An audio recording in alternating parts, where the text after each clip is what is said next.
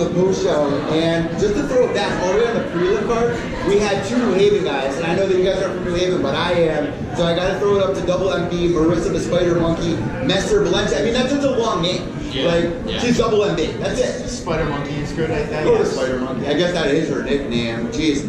So yeah, also Blair, the Bull Shark Tugman, who's been on your show before. What do you think about Blair's performance? I'd say first. And he looked like a fucking action figure. They're from the same team, too. Blair and Marissa. This guy's always in fantastic shape. This guy coming from Bellator, coming in here, I think he needed a win. He needed this. Short notice comes into this fight. His eyeballs popping in his head as usual. His girlfriend looking smoking hot. Ripped abs. Insane stuff over here. Was the fight great?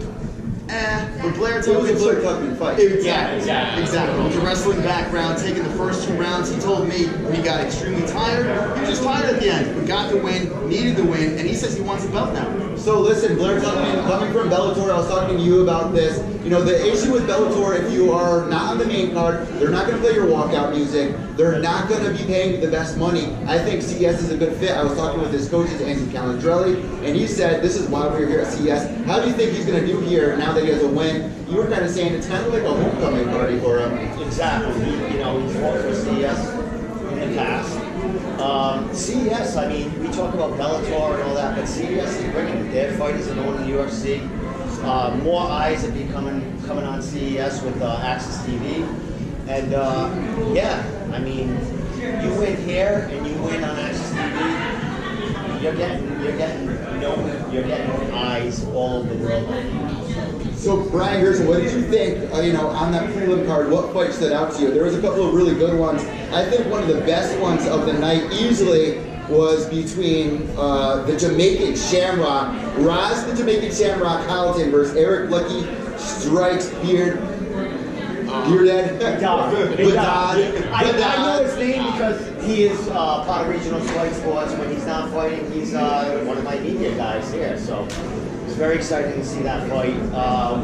It could have been the fight of the night at the time, but now are we getting ahead of ourselves? It was knockout of the night. It was definitely knockout of the night. But hats off to Eric.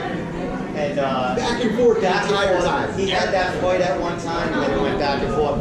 And at the end, exchanging elbows, and that just one from Jamaican Sasquatch there. It landed better than Eric's, and that was the decision of the fight right there. So moving forward, what do you guys think about his kind of persona? He's got the dreadlocks. He's got kind of that crazy video game character look, and get a knockout like that, man. That's highlight. I tell you, that fight.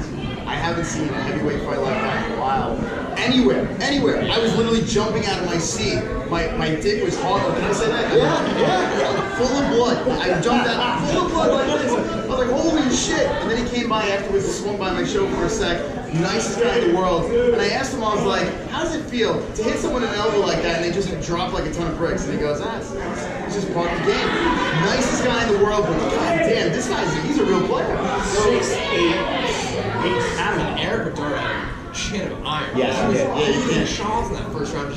It didn't really look real. It just it looked like a movie or something. He was moving forward. He was just landing. And it's a 6'8" guy. You can't forget that. And that's why. I mean, he goes in and he puts it all out, and his record, 6'8", but Eric goes in there and he puts on a show every time he's in there. So. And he gets the KO at 1 minute and 10 seconds of round number 2, going on to 3 KOs in his 3 wins. So let's move forward. That's easily our knockout of the night, you have to say? 100%. So moving forward, who stood out the most tonight that made the biggest splash on the card? We did talk about the co-main event, but Nate the Snake Andrews in our main event, I think that's going to stick with me for a while. Ending in the very first round, defending the title as a lightweight world champion. What did you think about that main event? Did that deserve performance of the night? Does that find its spot somewhere in there? He made it look so easy that I guess you have to make a performance of the night. He made it look effortless. It was just like he was going to the deli and ordering a sandwich. That's what he was doing there. He just got the job done. All right, I'm just going to jump on the cage and celebrate right now. It was just like another day at the office for him. Fantastic stuff, 100%. Brian Gerson, do you agree? Performance of the night? I mean, Steve was saying this earlier, you could kind of say that Bruce maybe can get the performance tonight because of the upset and how he did it. But I think I have to agree here. I think you have to give performance tonight. That's the 7th first round finish, I think. It was off the first exchange. It was just a takedown and then a triangle from right there. So, I mean, I agree. It definitely has to be performance tonight. Let's give a shout out to the females tonight as well. We have Hillary Rose going in there, getting the TKO in round number 2. She'll be joining us on the post show as well, beating Ivana Coleman. And then Fabio Serrant, man, getting another RNC in the first round, moving to 3-0. 3 submission wins. Big things going on for Fabio Serrant and Fight Athletic. What other fights stood out to you guys tonight on the card? Chris Montino. The local boy. The local boy. Yeah. The kid is just a beast on his feet. We talked about Were you that. nervous in the first round, though? Of course I was. First He was round taking close. some shots. He was taking some shots. Who do you think won that first round? I had a hard time figuring who won. I gave it to a Yeah, Black Share. we gave it to Black because he was landing the more power shots. And, you know, he was looking in control for a little while there. And then, you know, we talked about Chris's gas tank and his wrestling background. And, of course, his striking because he is 2-0 in the Muay Thai professional, the ring. So, and he depended a lot on that, on his Muay Thai, the kick. So, you know, watching Chris after coming off that knockout, the last CES, the sky's the limit for the kid. You know, he came off 2 Yeah, he had a very quick losses. KO, right? When he was undefeated, he lost 2 guillotine chokes back to back, and now he's got two wins back to back. So Chris is back on the map, and he's looking for you know, a shot at that bantamweight title. Yeah, that's good. We're good on here, though. Thank you. All right, but Montino, man, I mean, in that first round, going into the second, I had it 19-19. Yeah. Where did you have it?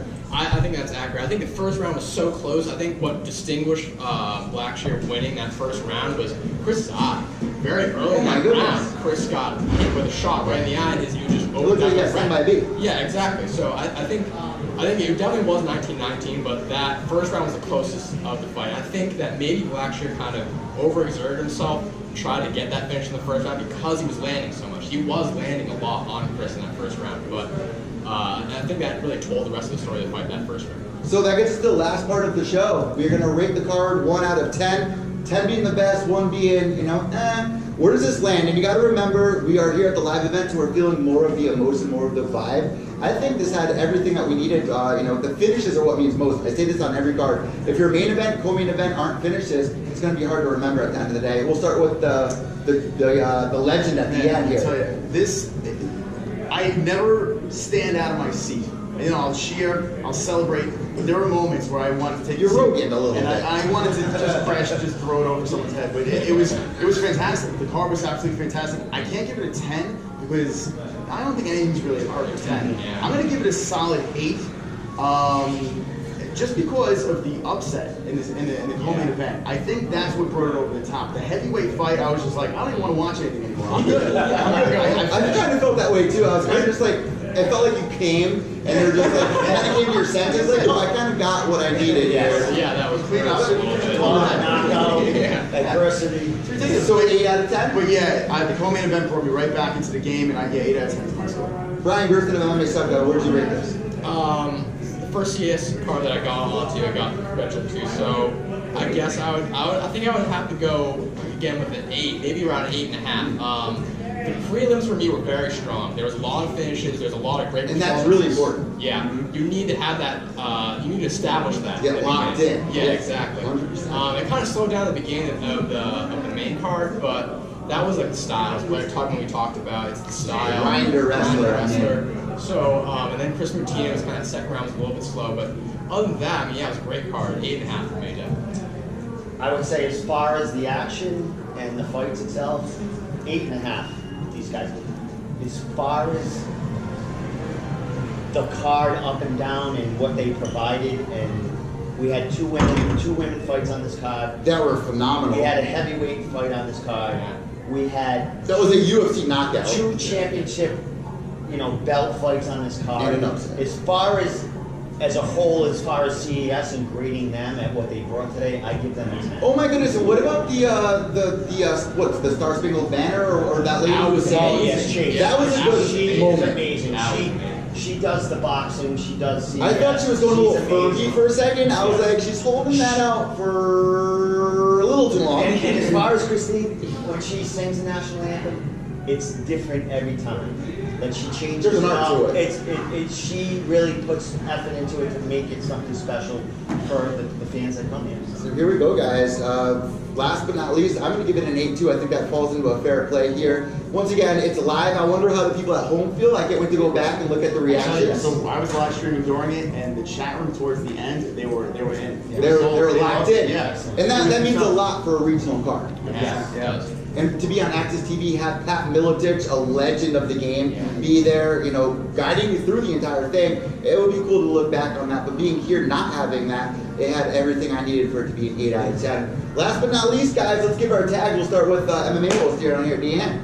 Well, the MMAHoles.com. You can follow us on Twitter, Instagram at the MMA Holes, YouTube.com/the MMA Holes, and you can go fuck your mother. Not the MMA Holes. Brian Gerson of the MMA Sucka tags. Yeah, well, you can go to MMASucka.com, check out the whole team there, and then for Instagram, Twitter, it's the same handle. It's BG3R_MMA. Twitter and Instagram. That's almost as confusing as Marissa the Spider Monkey messing with MCM. Double MB, just keep it simple. Steve, where can people find you? Right now, big page that we're, a lot of team members on it, regionalfightsports.org, Facebook, we're all over the place. And, I have my own tag, but Are I'm you doing working the with Room them. podcast? Yeah, Is that that's yours? part of Regional Fight Sports. I like that. Yes. I was checking that out. Everything is Regional Fight Sports. We developed a team. We still got the ambassadorfighters.com and stuff like that, but now we're with a team, a nonprofit organization, bringing it back to the kids of New England and and beyond. So we're at a team right now, and we got a lot of things going on. And as far as all you guys, man, we're a team, man. Yeah. I have to say this. On my way up here, and you guys will see it when we play back the fight campaign, I was like taking a second. I was like, I'm on my way up to another card. I got a good vibe going. And over the past couple of years, I've been seeing these guys come up like Nolan King, who was supposed to join us here tonight. But, we got people like the MMA Holes, Jesse B. Hill, I won't forget you again. Ryan Gerson, Steve Domenico, and me, Evil-Eddie. I mean, come on. That's a great East Coast. It's a wrap. Exactly. We got Chris from New York who brings his fans here. I mean, they know CES, but he brings them a personal look into the eyes of New England. It's a new era in the MMA media scene. I think There's there's a lot more people that are on board. They weren't talking, from my end, weren't talking about CES. Now we watched it on Access, but we never were like, who cares? Now it's like I'm just trying to throw a spotlight on this because it is the real deal. This is like a legit organization. And hopefully they'll get Gotti back on the card. And that's it. And Fuck him up. Gotti, me and you, buddy. I got a little tidbit. Forget about it. Tidbit. For John Gotti, I don't know if they're still trying to do this, but Jesse House? Yeah, back in the summer, I talked to Jesse Kozakowski, and he was adamant. He really. That's how me and you met, matter of fact. Oh, He yeah. was like, you're using my thumbnail, and I was like, oh my god, I just pulled it off Google, bro. Yeah. I was like, I'm Evil-Eddie, it should be cool. I'm Evil-Eddie, No, come it's on. terrible. I'm so sorry. That's how we all are in the beginning. That's how me and Brian met, actually, so it's kind of funny. But so Jesse was adamant. He wanted to fight John Gotti. He told me that they were trying to set something up for this fall. I don't know if that's still going on right now, but look out for that somewhere, CES or That has reality to happen. fighting. That And I think that's the fight to make. Watch That out is the for fight to make. Jesse's And Jesse, it's in his DNA. Kessa is unreal. It's in his DNA and in Gotti's DNA. I mean, come on. Yeah. That is a war. I met Jesse when he was like 17, and he looked me dead in the eyes, and I'm like, this kid looks like he's like a zombie. I'm like, what is wrong? Yeah. Is there something wrong? Him and Mike Never Timberland. realized. Yeah. He's a Watch freaking out for those kid. They're guys. insane. They're And straight his insane. dad, who trains him, is an old JK. And makes his own swords and everything. It's brutal. Been tutored by, the guys from Bruce Lee. Yeah, no, he was trained by those guys. Yes. Yeah, they And, practice that style still, exactly. which is controversial in the mixed martial arts And scene. that's what Jesse brings to the game. He has that, a little part of that JKD and that, that catch wrestling, that pain infliction, and he's doing it. He's one of the He's tearing original, his people father, apart. like you said, was one of the original members with Yeah. Bruce Lee, which is absolutely crazy, guys. That is the CES51 recap show. I'm Evil-Eddie, PureForMA, MyMMAnews.com, Steve Domenico, MMA Holes, Brian Gerson. Waiting up until the end.